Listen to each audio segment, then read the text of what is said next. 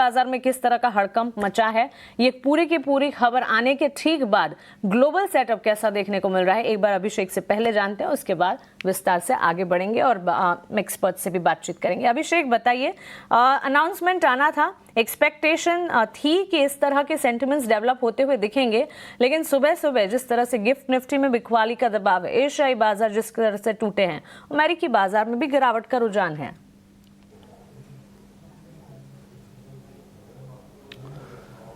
Mansi, good morning. देखिए, tariff आना था ये तय था। डोनाल्ड ट्रंप के बयानों में भी ऐसा कुछ नया नहीं है। डोनाल्ड ट्रंप पहले से बयान दे रहे हैं कि बाकी देश हम पर ज़्यादा टैरिफ लगा रहे हैं और हमें अपनी इकोनॉमी को प्रोटेक्ट करना है, और मतलब नेगोशिएशन टेबल पर चीज़ें थी और फाइनली उन्होंने टैरिफ का ऐलान कर दिया। ये टैरिफ वाली चीज़, रेसिप्रोकल टैरिफ वाली चीज़ नहीं है।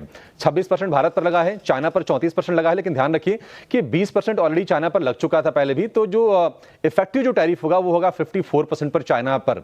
चाइना की तरफ से अभी कोई स्टेटमेंट नहीं आया है, बाकी देशों की तरफ से रिएक्शंस आने शुरू हो गए हैं ट्रंप के टैरिफ को लेकर। हालांकि जो बाकी देशों की तरफ से ऐसे कोई अग्रेसिव स्टांस नहीं आ रहा है। कई देश ये भी कह रहे हैं कि रेसिप्रोकल टैरिफ किसी के हित में नहीं है, वो ट्रेड वार नहीं छेड़ना चाहते हैं। इटली की प्राइम मिनिस्टर जॉर्जिया मेलोनी का बयान आया है,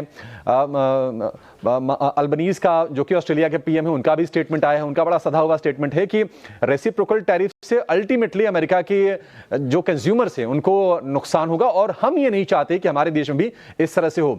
तो ट्रेड वॉर की जो बात की जा रही है, देखना होगा, एक दिन और देखते हैं। आज चीजें साफ होंगी कि बाकी देश इस चीज को एसेस करके किस तरह का स्टांस लेते हैं, लेकिन निश्चित तौर पर थोड़ी सी चिंता बढ़ाने वाली चीज तो है ही। भारत पर लिमिटेड इंपैक्ट जरूर होगा, उसकी भी हम आगे पूरी विवेचना करेंगे, आगे हम पूरा एसेस करेंगे, क्योंकि देखिए ऑटो पर टैरिफ स्टील एल्यूमिनियम पर पहले से लग रहा है। ऑटो का अगर आप देखेंगे तो एक्सपोजर जो अमेरिका में है वो अगर आप जगुआर लैंड रोवर मतलब उसको छोड़ दें या फिर आयशर मोटर के 650 बाइक को छोड़ दें तो बहुत ही लिमिटेड है वो। तो इन चीजों का एसेस करने की भी जरूरत है। सेंटिमेंटल इंपैक्ट भारतीय बाजारों पर जरूर आएगा और वो गिफ्ट निफ्टी साफ तौर पर आपको दिखा भी रहा है।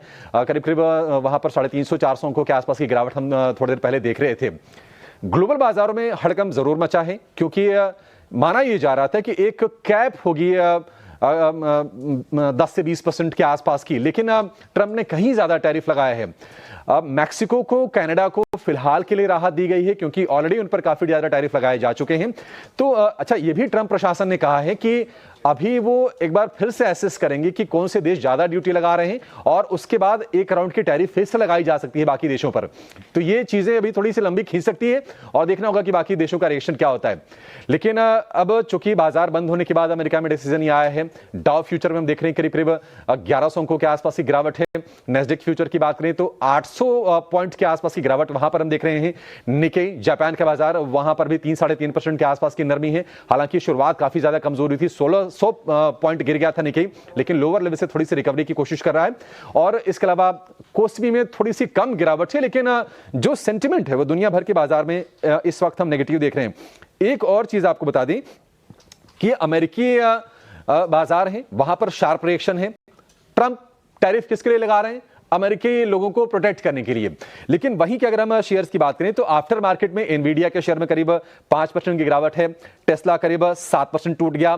नाइकी, बड़ी रिटेल कंपनी, नाइकी में करीब करीब 7% गिरावट है। एप्पल में 7% गिरावट है। एक रिटेल की कंपनी है 5 बिलो, 14% शेयर टूटा है आफ्टर मार्केट में। डॉलर ट्री 11% टूटा है। और इसके अलावा गैप, जो कि एक बड़ा ग्लोबल प्लेयर भी है, मल्टीनेशनल भी है, गैप में भी 8.5% के आसपास की भारी भरकम गिरावट देख रही है। और यही नहीं, जो ईटीएफ्स हैं, ईटीएफ्स में भी शार्प डिक्लाइन है। करीब आप देखेंगे कि एमएससीआई इंडिया ईटीएफ में करीब 2.5% के आसपास से 3% की गिरावट है।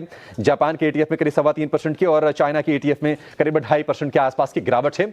और इसके अलावा अगर आप देखेंगे तो सोने में सेफ हेवन बाइंग बड़ी है, $3200 के आसपास तक के भाव पहुंच गए हैं।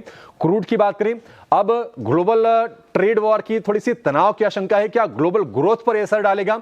तो क्रूड की डिमांड को लेकर चिंता बढ़ेगी।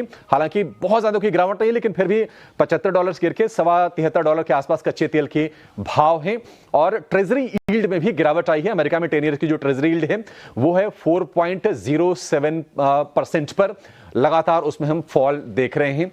तो ये बाकी एसेट्स क्लास में भी थोड़ा सा हम देख रहे हैं कि नरमी का ही माहौल है। और ट्रंप की ये जो टैरिफ टेरर है, ये हो सकता है कि वैल्यू के लिहाज से डैमेज ना करे, बट सेंटिमेंट के लिहाज से आज डैम्पनर जरूर है पूरी दुनिया भर के बाजारों के लिए।